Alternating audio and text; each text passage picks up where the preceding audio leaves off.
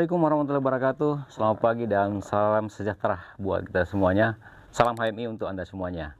Pemirsa Star News TV dimanapun Anda berada, di kesempatan berbahagia pada kesempatan berbahagia hari ini, saya berbahagia juga karena datang anak muda yang merupakan cikal bakal generasi Indonesia, khususnya Kalimantan Utara, yang akan, kalau istilahnya tegak lurus, akan mengontrol sosial masyarakat dan juga jalannya pemerintah. Kita langsung berkenal aja. Selamat pagi, Assalamualaikum, kepada Adi Kurniawan. Selamat pagi, waalaikumsalam warahmatullahi wabarakatuh. Ketua HMI Cabang Bulungan ya? Ya. Cabang Tanjung Selor. Cabang Tanjung Selor. 2023-2024. Ya. Oke, sehat? Alhamdulillah sehat. Ya, sekarang apa aktivitas ini? Berorganisasi mengurus umat. Oke, mengurus umat ya. Ya. Setiap hari itu ya sambil belajar gitu ya. Ya, Di apa namanya, di formal pendidikan ya, pendidikan perkuliahan.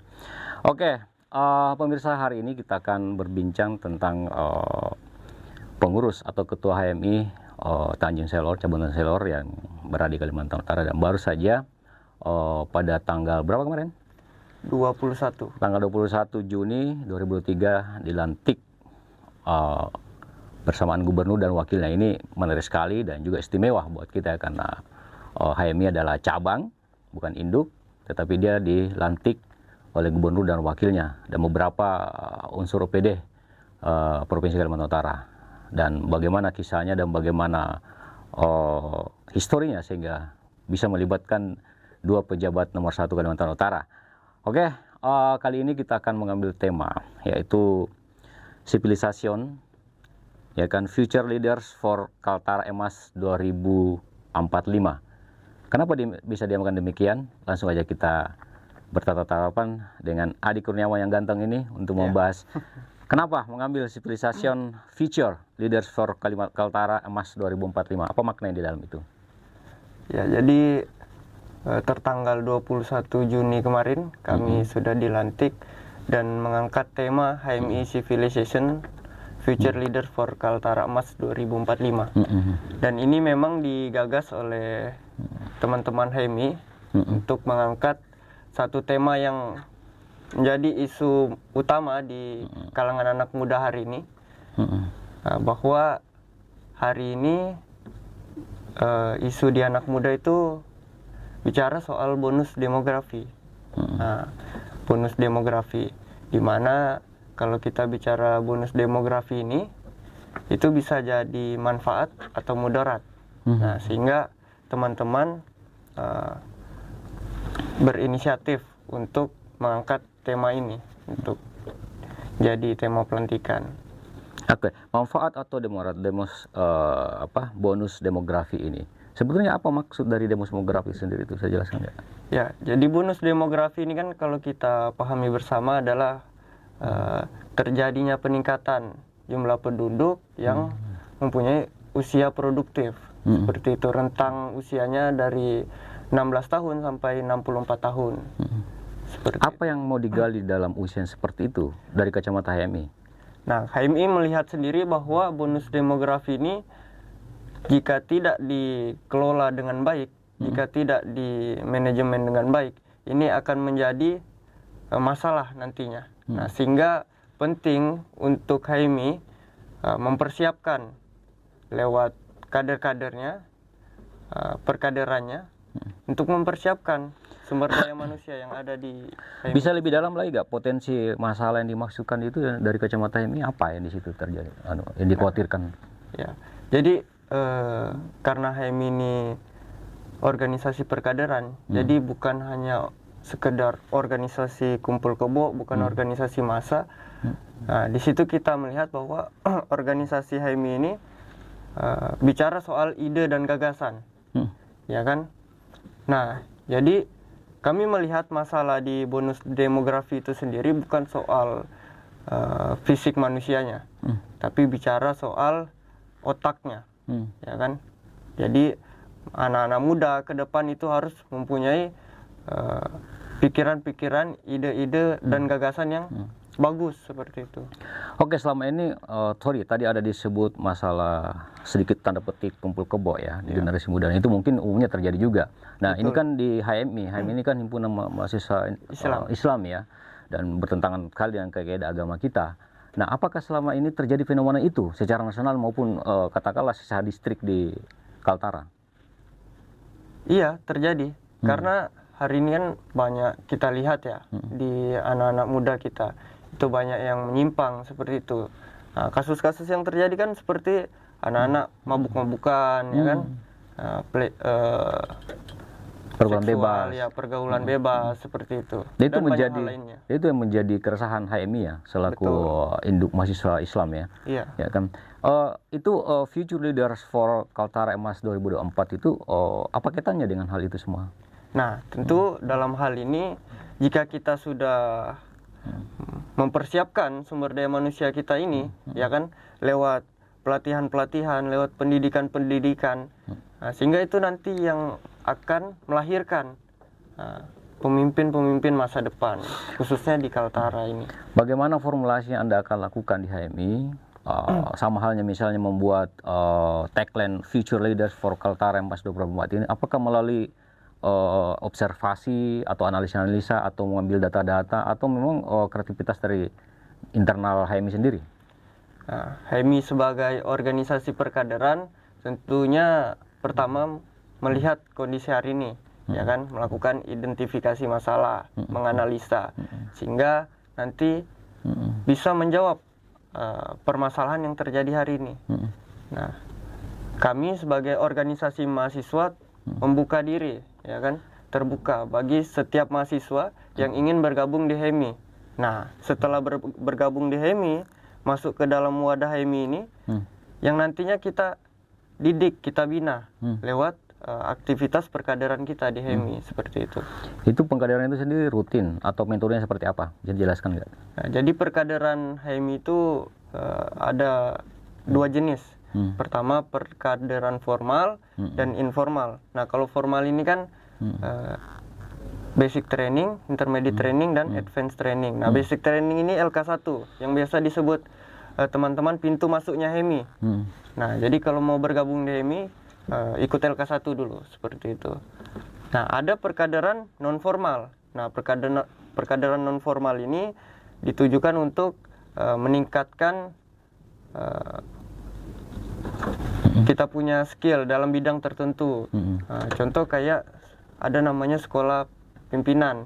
Nah, itu khusus untuk melatih jiwa kepemimpinan kader. Berarti ada jenjangnya ya? Iya. Nah, bisa dijelaskan nggak dari LK1 itu apa dilakukan di situ, kemudian masuk ke kader kepemimpinan gimana maksudnya? Kalau LK1 ini kan bicara soal mempersiapkan sumber daya manusianya, ya kan. Kedua bicara soal manajemen organisasinya. Nah, ketiga bicara soal kepemimpinan. Nah, jadi seperti itu tingkatannya itu. Ya, seperti yang sering kita lihat bahwa banyak petinggi-petinggi negara sekarang, katakanlah juga aktivis dan juga bahkan menjadi politis dan menjadi orang nomor satu katakanlah ya, di jajaran kabinet, itu banyak kader dari HMI. Nah, memang HMI sendiri itu apakah kader itu turun-temurun doktrinnya dari dulu sampai sekarang atau bagaimana? Ya, sebenarnya kalau kita lihat sejarah HMI itu sendiri, itu kan komit terhadap dua basic demand kebangsaan namanya. Ya, jadi kita komit terhadap keislaman dan keindonesiaan. Nah, itulah yang jadi semangat mungkin pendahulu-pendahulu, senior-senior kita sampai hari ini bisa jadi menteri seperti itu. Ya, ini kita kembali ke tagline Civilization Future Leader for Kaltara Emas 2045. Kenapa dikatakan 45 dan apa yang mau dilakukan sehingga betul-betul tercipta harapannya itu, targetnya itu? Iya. Kan ada yang menganalisa bahwa Indonesia di 100 tahunnya itu kan pas di 2045. Jadi Indonesia emas seperti itu. Nah, jadi kami turunkanlah di Kaltara bahwa di 2045 juga akan terjadi Kaltara emas seperti itu. Apa yang mau dilakukan nanti? Sejak perencanaan mungkin sekarang sampai mungkin di dalam isinya itu apa gerakan-gerakan supaya betul-betul mengarah targetnya ke Kaltara emas itu? Kita pertama mempersiapkan sumber daya manusia kita dulu. Supaya nanti di kemudian hari apa yang kita bayangkan soal Kaltara Emas itu betul-betul bisa terwujud seperti itu. Persiapan sumber daya manusia itu apa targetnya di situ tuh?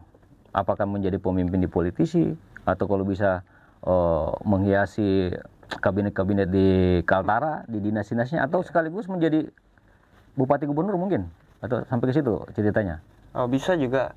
Terlepas dari goalsnya nanti, kita tidak bicara dia jadi apa nantinya, tapi kita di HMI mempersiapkan dulu. Seperti itu. Nah,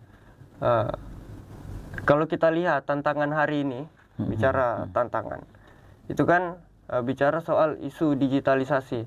Oke. Nah, HMI sendiri itu bicara soal 4 solusi. Nah, pertama soal critical thinking, kemudian komunikasi, kolaborasi, sama kreativitas. Nah, inilah yang coba di HMI berikan terhadap kader-kadernya, sehingga nanti dalam menghadapi tantangan-tantangan di era ini itu bisa seperti itu. Nah, kita ketahui kemarin kan ini unik dan juga membanggakan ya, Iya. karena cabang HMI di Tanjung Selor, pasti ada induknya ya, di Tarakan ya. Induknya di mana? Di Kaltim? Induknya di PB, pengurus besar, Di Kaltara juga? di pusat. Pusat ya? Oh, Iya. pusat. Tapi ini cabang maksudnya. Cabang. Nah, artinya ini satu kebanggaan karena dihadiri dan dilantik oleh gubernur dan wakilnya. Nah, kemarin tuh memang ada hubungan psikologis dengan gubernur atau memang diminta atau gimana kemarin? Kami sebelumnya bersilaturahmi ke Pak Gubernur, mengundang beliau untuk hadir, dan alhamdulillah beliau bisa hadir, dan kami tidak menyangka juga bahwa Pak Gubernur dan Wakil Gubernur di saat yang bersamaan bisa hadir seperti itu. Menurut Anda apa makna yang dibalik itu, kehadiran gubernur dan wakilnya? HMI melihat lewat kacamatanya sendiri, dengan hadirnya 2 pemimpin kita di Provinsi Kalimantan Utara ini menunjukkan kepedulian pemimpin kita terhadap generasi penerus ini. Seperti itu. Memang terlihat seperti itu kemarin sambutannya atau tanggapannya, gubernur sangat antusias sekali ya. Ya, beliau menyampaikan sendiri di sambutannya bahwa generasi penerus lah, kalian-kalian inilah, khususnya kader-kader HMI yang akan meneruskan kepemimpinan di Kaltara, seperti itu. Ada tagline yang saya dengar kemarin didengar teman-teman itu masalah akan mengkritisi dengan tegak lurus. Ini maknanya gimana itu? Nah, karena HMI ini organisasi mahasiswa statusnya, nah, tentu kembali lagi kita lihat, Edward Seal itu kan berkata bahwa mahasiswa itu adalah kaum intelektual yang mempunyai tanggung jawab sosial. Nah, kesadaran akan tanggung jawab sosial inilah yang dipegang teguh oleh teman-teman mahasiswa, khususnya kader-kader HMI itu sendiri. Nah, sehingga ketika terjadinya penyalahgunaan kewenangan, ya kan, penyimpangan kekuasaan, tentu HMI punya tanggung jawab di situ.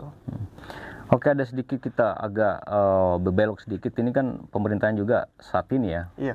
Banyak mengatakan terjadi di dalam gonjang-ganjing ya, internal dinas, kemudian juga ada tanda petik dari luar dianggap masuk ke pemerintahan. Itu gimana HMI melihatnya di situ? Nah, ini kan kita bicara soal stabilitas pemerintahan, ya kan. Nah, ini kan sangat mengacau sekali jalannya pemerintahan. Nah, sehingga ini dari pemimpin kita perlu mengambil satu sikap, satu kebijakan untuk mengatasi masalah seperti itu. Kira-kira sikap apa yang harus dilakukan oleh gubernur terkait hal ini? Ya, menyelesaikan masalah tersebut lewat mekanisme kebijakannya seperti apa, ya kan? Apakah mungkin dengan dipanggil yang bermasalah, atau kita mengeluarkan satu kebijakan seperti itu. Ini kan ada geliat ya yang terjadi di masyarakat ya terkait masalah itu ya. Iya, betul. Dan juga saya dengar ada semacam konsorsium yang akan bergerak gitu kan. Kalau menurut Anda apa yang harus dilakukan? Apakah perlu hal itu atau memilih persuasif aja atau bagaimana mencari titik masalahnya? Ya, sebenarnya hal-hal seperti itu kan biasa aja dalam kehidupan kita berdemokrasi. Ya, jadi dinamika sosial aja. Nah, jadi sebagai pemimpin, sebagai penguasa hari ini, saya kira jangan panik seperti itu. Ya, kita harus bersifat inklusif, terbuka. Karena ya siapa tahu ini jadi keresahan masyarakat yang betul-betul mengganggu seperti itu. Nah, jadi saya kira pemimpin hari ini betul-betul bisa melihat masalah ini dengan cermat sehingga menemukan satu solusi yang betul-betul bisa menguntungkan masyarakat seperti itu. Kalau ini kan ada dua sisi ya, satu sisi pemerintah, satu sisi masyarakat. Masyarakat terdiri dari tokoh-tokoh, banyak golongan di dalamnya itu. Nah, kalau HMI sendiri berdiri di mana ini melihatnya ini? Apakah berdiri di tengah-tengah atau ikut bergabung di kelompok besar atau pemerintah? HMI posisinya itu kalau di kajian mahasiswa kita posisinya kan di middle, ya kan? Pertengahan. Nah, ada elit, ada middle, ada masyarakat kan di bawah. Oke. Nah, kenapa posisi kita di tengah? Karena kita sebagai mahasiswa itu punya kemerdekaan, kebebasan berekspresi, ya kan? Kebebasan berperilaku, bertindak. Nah, sehingga atas dasar kebebasan, atas dasar kemerdekaan itulah kita tidak punya keterikatan seperti itu. Nah, ruang gerak kita tidak terbatas. Nah, beda halnya dengan elit ataupun masyarakat. Nah, sehingga untuk menyambung kepentingan masyarakat ke elit kekuasaan ini, mahasiswa itulah yang punya tanggung jawab seperti itu. Oke, kita berbicara tanggung jawab. Kira-kira tanggung jawab moral apa? Katakanlah kita sampel tadi, sampel kecil-kecilan nih tadi, ada konstelasi terjadi di masyarakat dan pemerintah terkait masalah sistem pemerintahan di sini.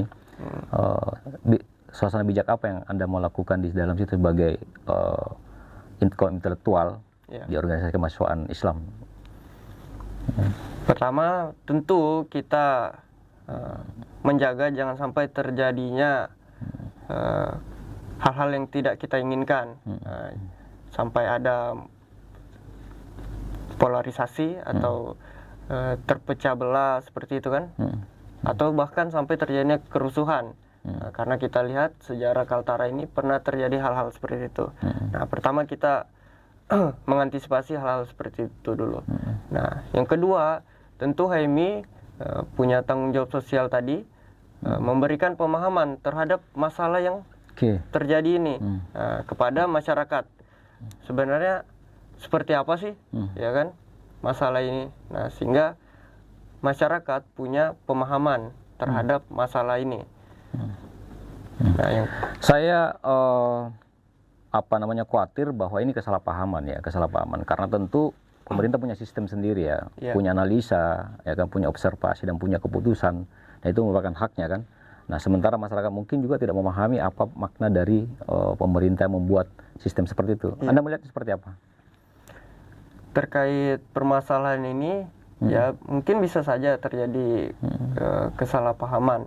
Tapi mungkin perlu kita melihat juga ke bawah. Oleh karena masyarakat ini betul tidak memahami atau seperti apa. Makanya kita perlu juga mendengar mereka apa keresahannya, apa keluhannya seperti itu. Lalu apa langkah-langkah yang mau dilakukan HMI terkhusus persoalan yang kita bahas ini kepada masyarakat?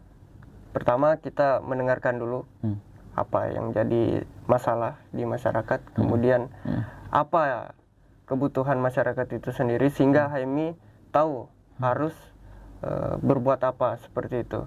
Jangan sampai kita memberikan sesuatu yang tidak dibutuhkan oleh masyarakat itu sendiri. Salah kamar gitu ya? Ya, salah kamar. Terhadap pemerintah gimana?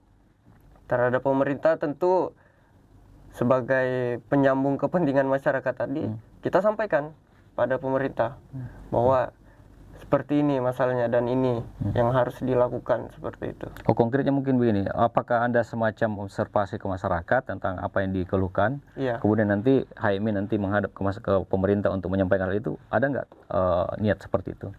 Iya, itu jadi planning kita ke depan. Oke. Pemirsa, kemarin kita ketahui bahwa Adi Kurniawan ini mengganti seniornya, yakni siapa tadi namanya? Muhammad Al-Bahasim. Muhammad Al-Bahasim, yang kemudian dia akan memimpin 2023 sampai 2024 di HMI ini. Nah, seperti kita katakan tadi bahwa dia pada saat pelantikannya satu kebanggaan karena dihadiri gubernur dan wakilnya dan sejumlah OPD Kalimantan Utara. Nah, kita mau tahu ini seperti apa reputasinya Adi Kurniawan ini. Kemarin kita mau sedikit bocoran ini mekanismenya pemilihan kemarin, Iya.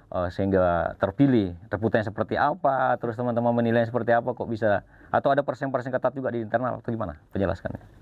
Ya, jadi pemilihan ketua umum HMI cabang ini kan lewat forum musyawarah namanya konferensi cabang. Oke. Nah, jadi di bulan Januari tahun 2023 HMI cabang melaksanakan konferensi cabang. Nah, pada saat itu kan ada 2 calon ya.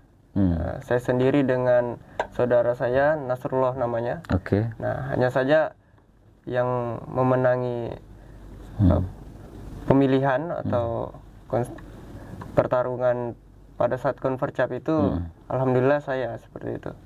Apa yang mereka lihat dari Anda sehingga bisa itu kira-kira seperti apa?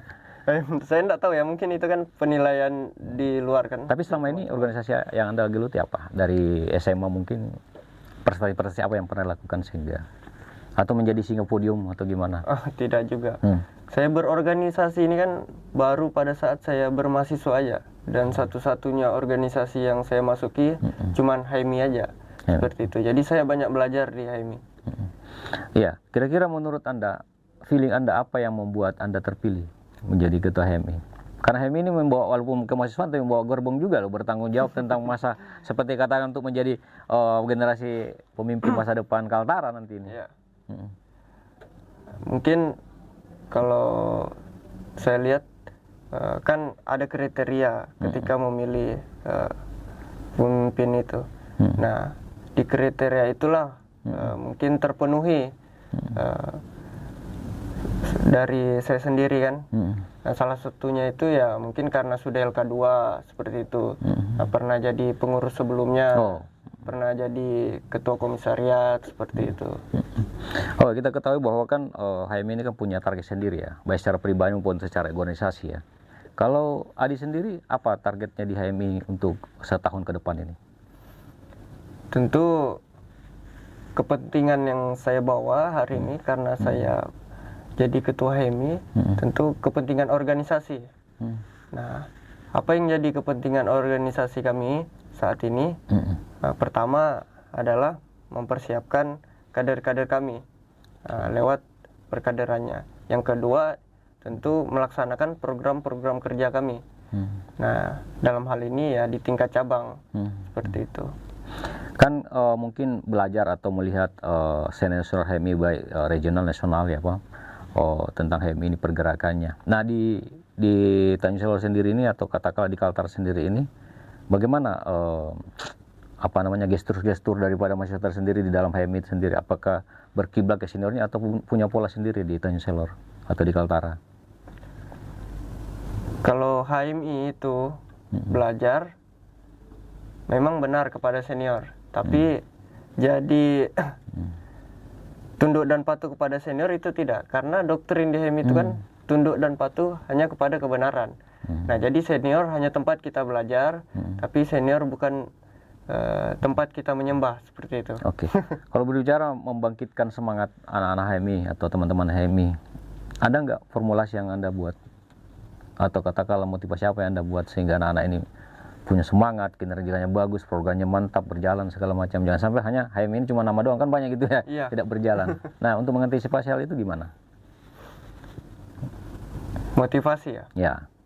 Sebenarnya tidak ada motivasi sih di organisasi HMI, karena yang membutuhkan ilmu pengetahuan, yang membutuhkan pengalaman berorganisasi itu kan diri kita sendiri. Nah, sehingga ketika kita sudah butuh, ya kita tidak perlu ada motivasi dari luar. Justru yang memotivasi kita itu ya diri kita sendiri, seperti itu. Nah, jadi kami tidak ada program memotivasi kader-kader kami. Justru itu karena kebutuhan mereka sendiri, mereka yang betul-betul memotivasi diri mereka sendiri. Tapi kalau minat teman-teman bergabung di HMI banyak ya? Antusias atau gimana? Alhamdulillah sejauh ini khususnya di Bulungan itu kita masih mayoritas di organisasi mahasiswa. Oke. Kalau mau menyangkut masalah asa ya atau harapan ke depan itu, HMI ini kan banyak melahirkan seperti kita katakan tadi generasi-generasi apa namanya yang tangguh ya dalam bidang organisasi di Indonesia, bahkan menjadi pejabat terhormat. Nah, di benak sendiri kalau bicara pribadi nih, Adi Kurniawan sendiri tuh kira-kira apakah hanya ya biarkan berjalan aja, yang penting saya terasa di organisasi ini, atau memang punya target saya depan akan menjadi politisi atau bahkan sampai kepada pejabat daerah? Kalau kita lihat tema kita tadi kan, bicara soal HMI Civilization Future Leader for Kaltara Emas 2045. Nah, tentu target yang mau kita capai dari tema tersebut kan, HMI punya peradabannya, ya kan. Kemudian HMI jadi pemimpin di situ. Nah, sehingga itulah yang jadi target HMI, bahwa ke depan ada kader-kader HMI yang akan menjadi pemimpin masa depan. Seperti itu, khususnya di Kaltara. Oke pemirsa, nggak terasa kita hampir 30 menit ya berbicara. Dan kalau bicara dengan generasi muda dengan pemikiran-pemikiran itu kadang-kadang tidak terasa berkembang terus. Namun sebelum kita di penghujung acara ini, kita mau mengetahui dulu sosok HMI ini bagaimana melihat memotret generasi muda, apakah di lingkungan kampus ataupun generasi secara umum, khususnya di Kaltara dan terkhusus lagi di Tanjung Selor ini. Adi, gimana Anda memotretnya kira-kira? Perilakunya, ya kan, etikanya, budaya-budayanya seperti apa kira-kira Anda melihat? Kalau HMI melihat hari ini kondisi Gen Z kita, milenial kita, tentu masih jauh dari apa yang kita harapkan untuk menuju future leader tadi, untuk menuju Kaltara Emas 2045 tadi. Nah, sehingga perlu adanya kolaborasi kita bersama, karena ini jadi tanggung jawab kita bersama, baik pemerintah, masyarakat, organisasi HMI, untuk sama-sama menjaga seperti itu. Jangan sampai potensi yang ada di anak muda ini nantinya akan menjadi masalah ke depan. Nah, dan itu harus ada langkah-langkah antisipasi, mitigasi dari kita semua, agar supaya Kaltara Emas 2045 itu dapat benar-benar terwujud.